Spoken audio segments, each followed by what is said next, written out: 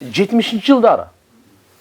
Анан эшке чыкса, bir селдечен, колдорунда таякчан, ак кийим, узун, сакалчандар. Bir 10 чактыдай, экиден бул жолдун нар жагына кетип атат дейт. Бул чыгып алып эле, мындай bir Францияда мындай адамдар жок эле, каякта буларды. Таң калып тур. Өзү дагы баягы булар билесиз, христиандар аябай ибадат кылат. Булар болсо катуу ибадат кылат. Анан аркасынан түшүп алыптыр. Кара, булар кимдер деп. Себеп бул Франция ошо Европа элиндечи мындай изилдөөгө күчтүү экен да. Бир нерселерди ушуну изилдей берет. Кандай муну эмнеден жасалган, бул эмне үчүн, каяктан деп. Ар нерсени көрсө буларда нар жакта табиятында изилдегенге бекем экен да. Анан буларды карап туруп эле аркасынан түшүп алыптыр бул. Барып токтоп алачы. Каяктан келесиңер? Эмне барасыңар? Биз ушундайбыз. Келдик ушундай адамбыз биз деле, мындай конок болуп, жок адам билип эле турамбыз. Силер кимсиңер өзү? Кайсы диндесиңер? Десе биз мусулманбыз. Бары машалла апа-апакай, жакшынакай кийинген. Арасында аксакалдар карап туруп, машалла. Биз мусулманбыз. Мусулманды бизде деле барбы? Мусулман силерде эмес эле. Францияда мусулмандар баягы урмай, ичмей, жемей жатмай да.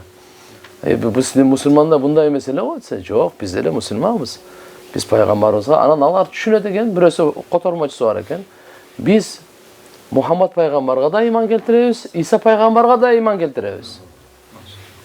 Иса алейхиссалам деп урматы менен айтыптыр да, аны которупчу Алланын саламы болсун, Алланын тынчтыгы болсун, ушундай касиеттүү, кереметтүү Алланын мужизасы менен жаралган деп уже нар жактан акырын даават берип айтса, мунун жүрөгүнө кандайдыр тартылып тур. Айтыптыр, макул болсоңор мен силер менен болоюмбу? Каяка келдиңер? Сен паланча мечитте деп. Макул да ошол жерге барыптыр. Аркасынан анан кийин бул иштерин бүтүрүп коюп барыптыр. Бунун ниети андай исламды кабыл алыш андай болгон эмес. Наоборот, өмүр бою исламды жамандап атса каяктан кабыл алат?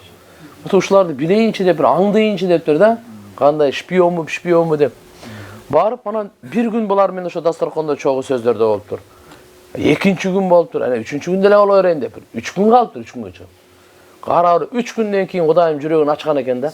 Баягы поп өзүнүн ошо христиан, ошо чиркөөнүн попу исламды кабыл алат да. Исламды кабыл алып, булар менен совсем эле Кудайым алардын да ыйын берген экен да. Бекер кетирбептир. Булар сый, урматы, ыйлаганы, анан котормочусу да жакшы которуп берип, арасында ошо аалымдар бар экен, Куран, Инжилди билген. Ошолордон жакшынакай түшүндүрүп бериптир, мынакей. Китебиңерде мындай деген, Куран мындай деген деп. Исламды кабыл алабы? Исламды кабыл алып туруп 4 айга Пакистанга кетет. Ушулар менен чогуу. Атын Абдул-Мажид деп коюп коет. Аты бөлөкчө экен. 4 ай тиякта болуп, аябай бекемделип келет дагы. Баягы өзү булар тырышчак кыйын эл эмеспи? Анан кийин ол Инжилди дагы билет, Куранды да үйрөнүптүр. Куранды дагы анан кийин француздун эмет котормосун полный окуп чыгыптыр. Окуп, өзүнүн Инжилине аябай салыштырыптыр. 4 айда тиякта шейхтерден, аалымдар менен жолугуп, суроолоруна жооп таап, аябай бекемделиптир. Келет дагы 4 айдан кийин баягы чиркөө бар го, базар күнү келет экен. Базар күнү келет экен да, бардыгы келет дейм. Биздин поп келди деп атат да. Келсе анан кийин 2 саат баян кылат экен. Бардыгын ыйлатат экен. Инжил менен баян кылат экен. Что Иса пайгамбар бул Кудай эмес, Кудайдын баласы эмес, Кудайдын пайгамбары деп ушуну далил кылат экен да.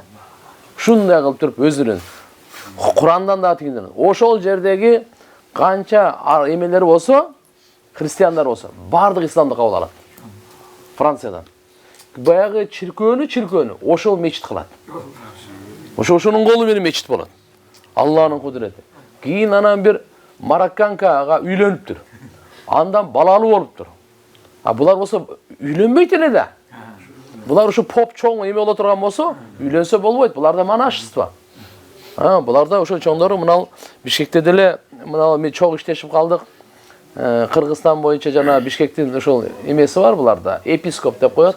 Даниэль депчи. Үйлөнбөйт, бала чака жок да. Пайгамбарыбыз саллаллаху алейхи ва саллям наоборот муну тыйган, андай эмес. Алла таалам жаратты, эркек, аял кылып. Бардыгында Алла субхана ва таала өзүнүн кажети бар. Ла рахбанията фил ислам, исламда рахбаният жок деп койгон да. Хуласы калам, Бул үйлөнүп бала чакалуу болот.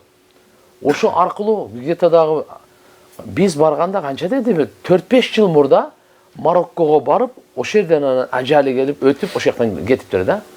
Ошол тирүү болчу экен да. Ошо аркылуу Францияда аябай көп иш алды дейт. Францияда француз өздөрүн алхамдулилlah исламды кабыл алгандар өтө эле көп. Миллионго жакын. Миллионго жакын француздар исламды кабыл алганда. Бул деген алхамдулилlah эми кандай Алла Тааланын немеси бар экен да. Каалоосу бар экен. Ошого чогуу барганбыз мына Мухаммад Сауракан азыр сиздерге айтып коеюн деп. Алхамдулилlah Алла Таала муша кабыл кылсын. Жунадилака бу дамлардын бардыгы менен иншалла Кудайга шүгүр. Алла Таала иншалла кабыл кылсын, жакшылыктарды берсин. Дайыма ушундай жакшы дасторкондун үстүндө, жакшылыктардын үстүндө, жакшылыктарды бөлүшүп талашып жүрө берели. Жакшылыктарда жарышып, Алла Таала муша бүгүн азмын жакшы аябай. Акрам мырза жакшы айтып атат да. Нол бизде саясат жок бу жеринде. Бул алхамдулилlah. Убакытты текке кетирбей, ахиреттин сөзүн айтып, туурабы, а? Бала өзү элибизге рызкысы, Алла Тааланын берген рызкылары бар. Буларды неме кылып, Кудайга шүгүр иншалла. Кур'ан-ы Каримде Алла айтат: "Фастабикул хайрат." Жакшылыктарда жарыш кыла дейт. Ибадатта жарыш кыла. Адеп ахлакта жарыш кыла. Кайрымдуулукта жарыш кыла.